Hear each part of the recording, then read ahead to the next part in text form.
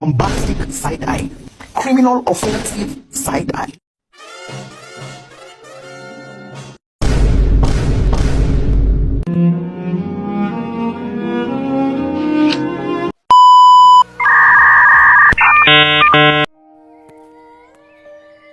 Desa Ayu, sebuah permata tersembunyi di tengah hamparan hijau. Keindahan alamnya tak hanya memanjakan mata, tetapi juga menjadi inspirasi bagi warganya. Di sini, tradisi dan modernitas berjalan beriringan, menciptakan harmoni yang unik. Kehidupan mengalir tenang di antara sawah-sawah menghijau dan rumah-rumah tradisional yang tertata rapi. Suara gemericik air, sungai dan kicauan burung menemani aktivitas warga yang sederhana namun penuh makna. Tawa anak-anak menggema di tengah hamparan sawah, menambah semarak kehidupan di Desa Ayu. Mereka adalah generasi penerus yang akan menjaga dan mengembangkan warisan budaya yang telah diwariskan oleh nenek moyang mereka. Matahari pagi menerangi wajah-wajah mereka yang polos dan ceria, menciptakan pemandangan yang penuh harapan dan optimisme. Di antara kehidupan alam ini, tersimpan sebuah warisan budaya yang berharga. Kerajinan tangan Karao. Dengan tangan-tangan terampil dan penuh kesabaran, para pengrajin perempuan Desa Ayu menciptakan karya seni yang memukau. Benang-benang emas dan perak disulam dengan teliti, menghasilkan motif-motif yang rumit dan indah. Setiap helaian benang menyimpan kisah, tekad, dan harapan yang terpatri di dalam setiap jahitannya. Mereka bukan menciptakan keindahan, tetapi juga menjaga dan melestarikan warisan leluhur yang berharga.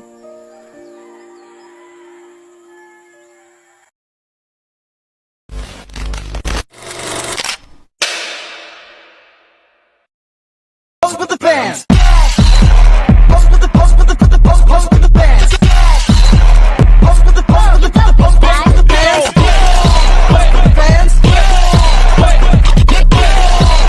Pose with the bands.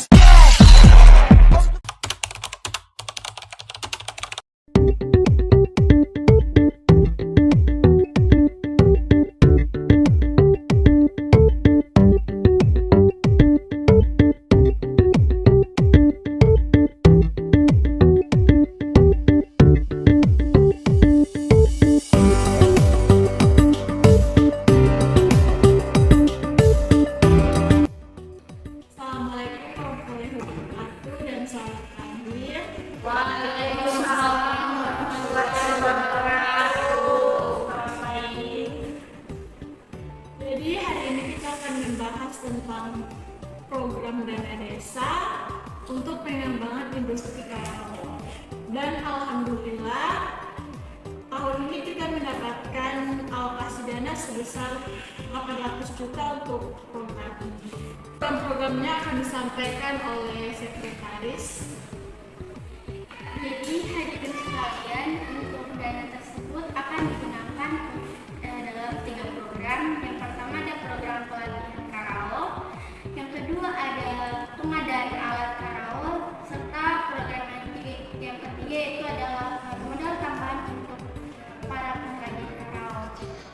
Untuk anggaran yang lebih detail akan dijelaskan oleh bendahara kita. Baik, terima kasih sekretaris. Nah, anggaran-anggaran itu pada pelatihan akan dialokasikan sebesar 200 juta rupiah. Lalu alat bordir dan alat jahit itu dianggarkan sebesar 300. Itu dibagi dua masing-masing, jadi 150. Lalu untuk modal untuk pengrajin itu sebesar 200 juta. Saya punya pengrajin.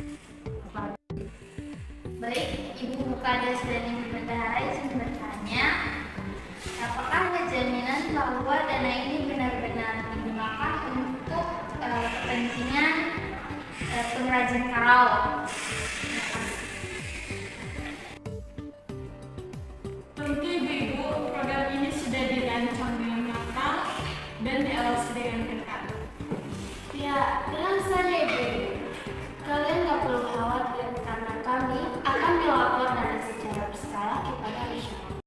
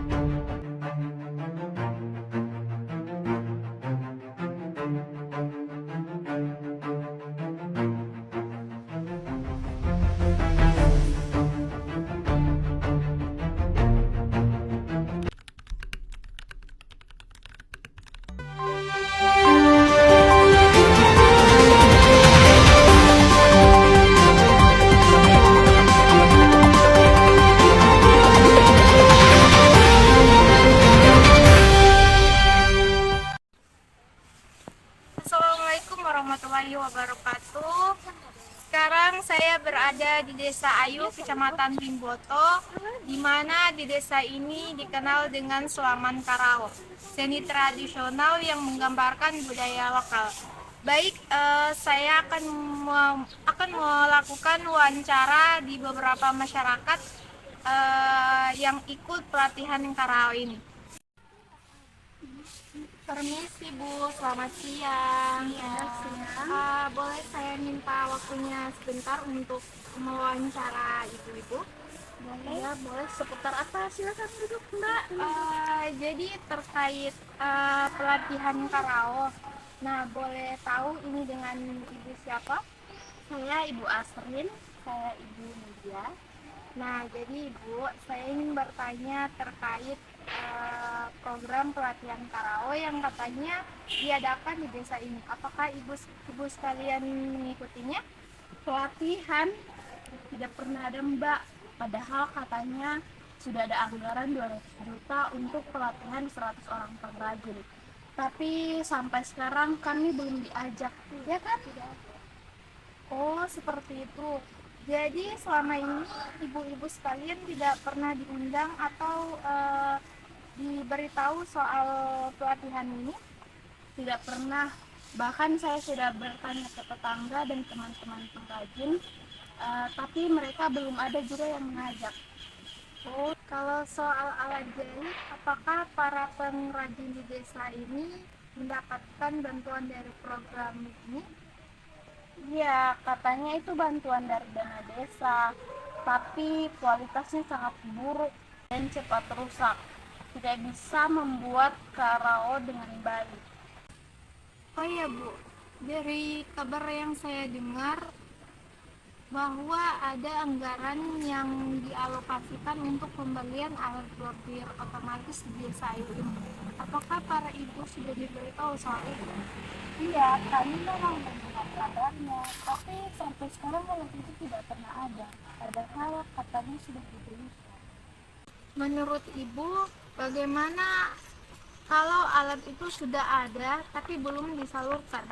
Kalau sudah dibelikan, mana buktinya? Bahkan sampai sekarang kami masih mengerjakan semuanya secara manual. Alat yang dijanjikan itu hanya ngomong kosong.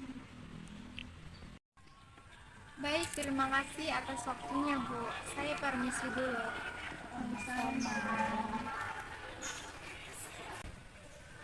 Desa Ayu dikenal dengan keindahan alam, kini tercoreng oleh kasus penyalahgunaan dana desa. Dana yang seharusnya mensejahterakan warga juga diselewengkan oleh oknum tertentu. Laporan dari warga terkait ketidaktransparan perjalanan memicu investigasi Inspektorat dan BAKP yang menemukan bukti kuat penyimpangan dana signifikan. Investigasi mengungkap bahwa dana yang seharusnya digunakan untuk pelatihan pengrajin karaos dan pengadaan alat yang berkualitas justru digunakan oleh kepala desa yaitu Panadila Balevi dan bendahara desa yaitu Sumiati Hadino untuk digunakan perjalanan mewah ke luar negeri dan renovasi rumah pribadi mereka. Kasus ini menjadi sorotan nasional mengingat pentingnya transparansi dan akuntabilitas dalam pengelolaan dana desa agar benar-benar mensejahterakan masyarakat. Semoga ini menjadi pembelajaran dan tidak terulang lagi, serta mendorong Desa Ayu untuk bangkit kembali dan membangun rasa kepercayaan warganya.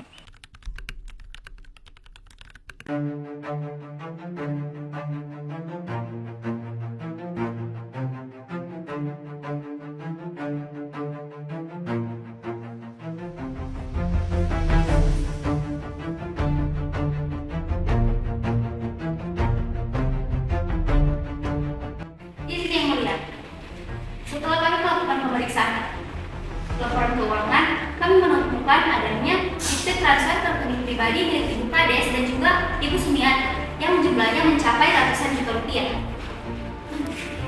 Dan izin juga yang mulia, laporan pengadaan mesin jahit juga fiktif. Tidak ada bukti pembelian mesin jahit dengan jumlah dan spesifikasi seperti yang dilaporkan. Bukti yang kami miliki sangat kuat. Kedua terdakwa terbukti bersalah dan harus ditindak sesuai undang-undang. Mereka harus dipenjara. Mereka telah mencuri uang kita. Kita harus laporkan mereka. Kita tuntut mereka sampai tuntas. Kami tidak terima. Harap tenang. Terdakwa divonis penggelapan dana desa oleh kepala desa dan bendahara desa dapat dikenakan tindak pidana korupsi yaitu pasal 2 dan 3 Undang-Undang Nomor 31 Tahun 1999 dengan ancaman hukuman adalah pidana penjara seumur hidup atau pidana penjara paling singkat 4 tahun dan paling lama 20 tahun serta denda paling sedikit 200 juta dan paling banyak 1 miliar.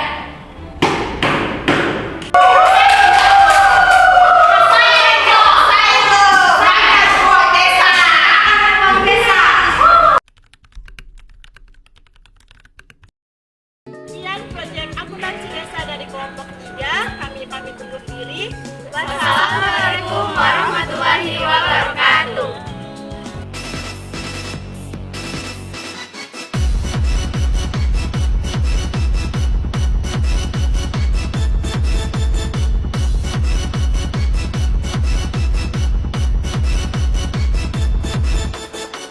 Tapi bohong.